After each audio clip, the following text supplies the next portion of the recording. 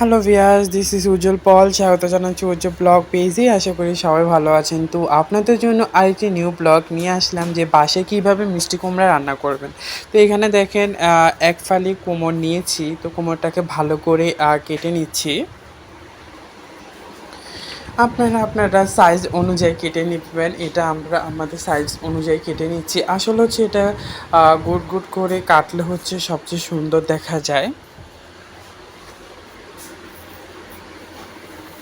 দেখেন আমি কেটে নিয়েছি এটাকে খুবই সুন্দরভাবে কেটে নিয়েছি স্লাইড করে দেখেন আপনারা দেখতে পাচ্ছেন।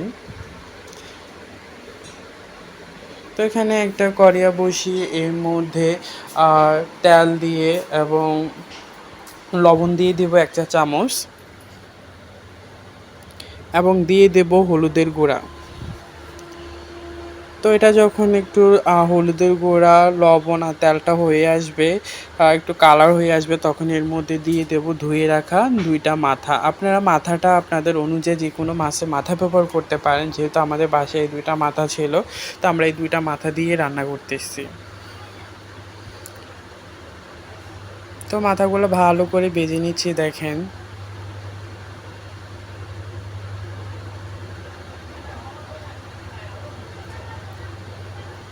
মাথাগুলো যত ভাজবেন তত টেস্ট হবে। আমি ভালোভাবে মাথাগুলো ভেজে নিচ্ছি।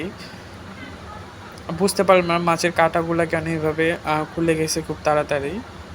তো এটা নামিয়ে নিলাম। তখন ওই কড়াইয়ের মধ্যেই কেটে রাখা কুমড়োগুলো দিয়ে দিছি ভাজার জন্য। তো এখানে দিয়ে দিচ্ছি পরিমাপ মতো লবণ এবং সামান্য পরিমাণ হলুদের গুঁড়া ভাজি করার জন্য এটাকে। তো এটাকে ভাজি করে নিচ্ছি দেখেন। একটু যখন ভাজা হয়ে গেছে, লাল লাল হয়ে আসছে, তখন এর মধ্যে দিয়ে দিব গরম জল। আপনারা সেটা ঠান্ডা জলও ব্যবহার করতে পারেন। এখানে আমি গরম জলটাই দিয়েছি ভালোভাবে সিদ্ধ হওয়ার জন্য, যেন সিদ্ধ হতে সময় নেয় লাগে।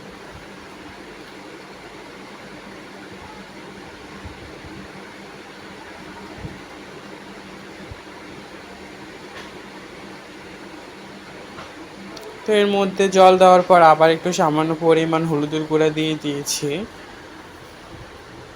1 চা চামচ মরিচের গুঁড়া। আসলে এটা কুমড় তো একটু মিষ্টি জিনিস, তাই আপনারা ঝালটা একটু কমায় দিবেন, নাহলে ঝালেরটা বেশি লাগবে। তো এখানে দিয়েছি জিরা বাটা এবং সামান্য পরিমাণ আদা বাটা। জিরা আদা বাটা দিয়ে দিয়েছি। এখানে আর কোনো মশলা ব্যবহার করব না এবং স্বাদ মতো একটু লবণ দিয়ে দিচ্ছি। তো এটা নিয়ে ভালো করে নেড়ে নিতে হবে। দেখেন মশলা এবং কুমড়োর যে পরিমাণ জল সবগুলো ভালোভাবে সিদ্ধ হচ্ছে। যতটা সিদ্ধ হবে ততটাই টেস্ট হবে সবজিটা। তো এখানে 1 চা চামচ চিনি দিয়েছি। আপনার চিনিটা পরিমাপটা একটু বেশি দিবেন। পাংশা লাগার যে ভাবটা থাকে ওটা চলে যাবে। তারপর ভেজে রাখা মাথাগুলো আমরা দিয়ে দেবো এর মধ্যে।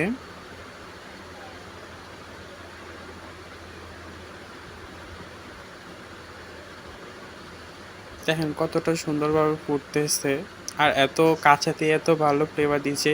যখন এটা হয়ে আসবে তখন নামিয়ে আরেকটা কড়াই বসিয়ে এর মধ্যে পরিমাণ মতো তেল দিয়ে দেব।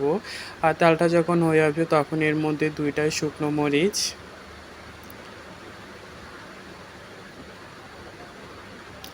এবং 2টা তেজপাতা দিয়ে দেব এর মধ্যে।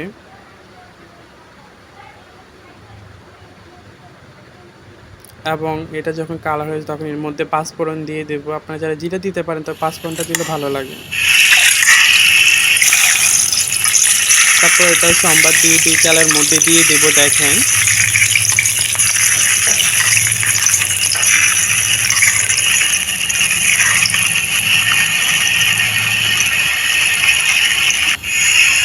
তো এটা আবার চুলার মধ্যে বসিয়ে দেবো কড়াইটা। বসিয়ে ভালো করে আরও সেদ্ধ করে নেব।